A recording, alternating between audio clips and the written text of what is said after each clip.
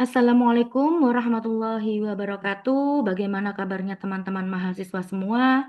Semoga senantiasa kita diberikan kesehatan oleh Allah Subhanahu wa taala. Baik, kembali lagi di mata kuliah Fikih Mawaris dengan Ibu Khotifatul Devi Novitasari. Sebelumnya kita telah belajar tentang pengertian fikih mawaris, dasar hukum kewarisan, dan juga asas-asas dalam hukum waris Islam. Pada hari ini kita akan membahas tentang 4 tema, yaitu rukun dan syarat kewarisan, sebab-sebab kewarisan, penghalang kewarisan, dan juga hak-hak yang ada dalam harta waris. Baik, sebelum memulai mata kuliah hari ini, kami akan menjelaskan terlebih dahulu capaian pembelajaran dalam materi ini. Yang pertama, mahasiswa diharapkan mampu menguraikan materi kewarisan serta menelaah dasar hukum fikih mawaris atau hukum kewarisan Islam. Kemudian mahasiswa mampu merangkum materi perkuliahan secara mandiri dan meningkatkan keaktifan diskusi kelas dalam tema rukun dan syarat kewarisan, sebab-sebab kewarisan, penghalang kewarisan, maupun hak-hak dalam harta waris. Kita masuk ke materi yang pertama, yakni rukun dan syarat kewarisan. Baik, rukun waris itu ada 3, teman-teman. Yang pertama adalah pewaris, yang kedua adalah ahli waris, dan yang ketiga adalah harta waris. Pewaris ialah orang yang meninggal dunia dan meninggalkan harta peninggalan, baik meninggal secara hakiki maupun secara hukmi. Nah, meninggal secara hakiki yaitu terlepasnya ruh dengan raga. Secara kasat mata kita bisa melihatnya. Sedangkan secara hukmi yaitu orang yang meninggal dunia berdasarkan ketetapan hakim, seperti orang yang menghilang. Baik, untuk rukun waris yang kedua yaitu ahli waris. Ahli waris ialah orang yang berhak atas harta peninggalan pewaris karena ada hubungan kekerabatan atau pernikahan. Syarat sebagai ahli waris yaitu masih hidup ya teman-teman. Selanjutnya adalah harta waris. Harta waris ialah harta peninggalan, bisa berupa harta bergerak maupun yang tidak bergerak. Oke, baik. Untuk materi selanjutnya yakni sebab-sebab kewarisan. Jadi dalam hukum Islam, sebab-sebab kewarisan disebabkan oleh 4 hal. Yang pertama karena nasab, yang kedua karena perkawinan, kemudian memerdekakan budak, dan sesama agama. Karena nasab sudah jelas ya teman-teman, seperti anak, ayah, ibu, saudara, saudari, dan lain sebagainya. Dalam hal ini terdapat dalam surat An-Nisa ayat 7, 11, 12, dan 176. Kemudian yang kedua karena sebab perkawinan, seperti suami dan istri itu berhak saling waris memarisi. Selanjutnya memerdekakan budak, jadi seseorang yang telah memerdekakan budak maka dia berhak mewarisi harta dari budak yang dimerdekakannya. Yang terakhir yaitu sesama agama. Ketika seseorang meninggal dunia dan tidak mempunyai ahli waris satupun dari nasab, dari perkawinan maupun dari memerdekakan budak, maka yang mewarisi hartanya adalah sesama agama, yaitu seluruh umat muslim. Dengan cara bagaimana? Kalau di zaman Nabi Shallallahu Alaihi Wasallam melalui Baitul Mal, atau kalau zaman sekarang melalui kas negara. Oke, selanjutnya tentang penghalang kewarisan.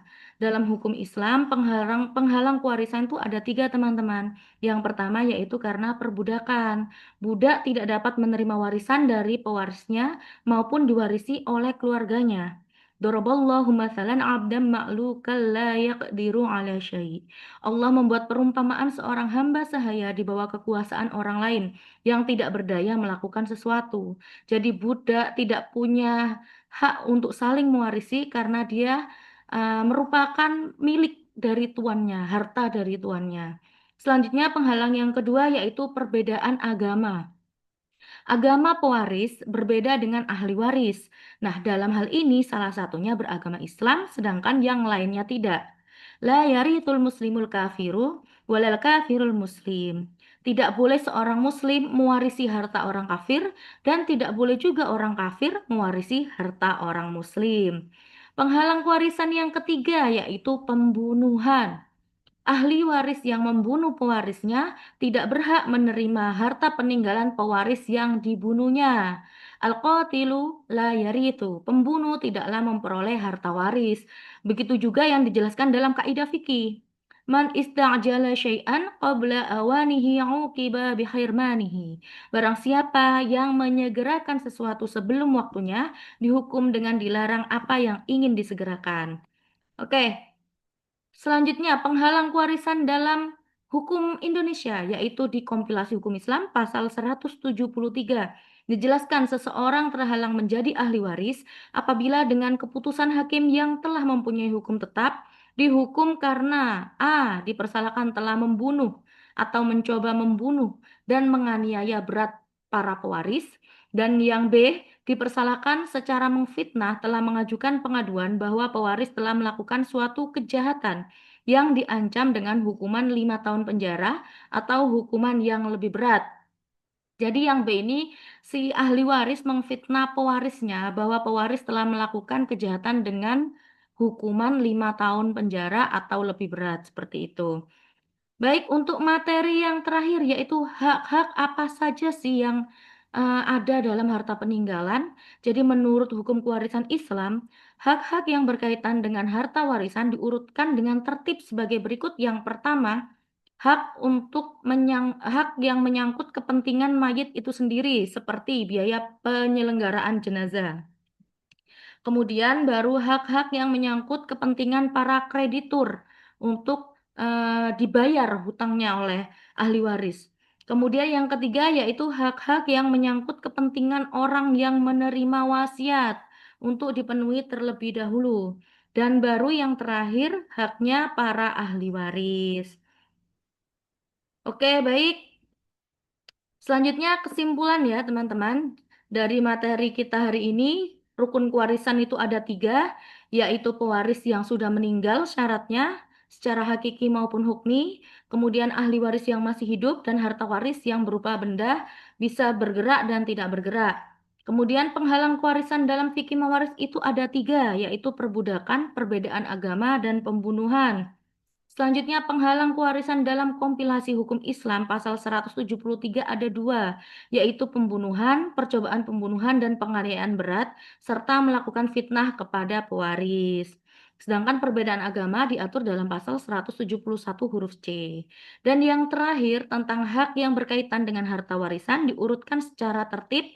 Yang pertama, untuk perawatan jenazah. Yang kedua, untuk kepentingan para kreditur dibayar hutangnya. Yang ketiga yaitu untuk orang yang diberikan wasiat dan yang terakhir baru hak dari para ahli waris.